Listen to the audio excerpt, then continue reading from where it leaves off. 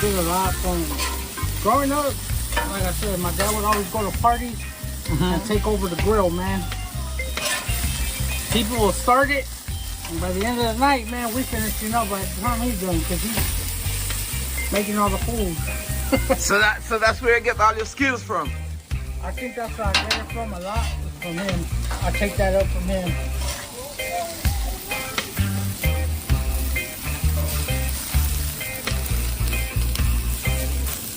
Look at that. Look at that, man.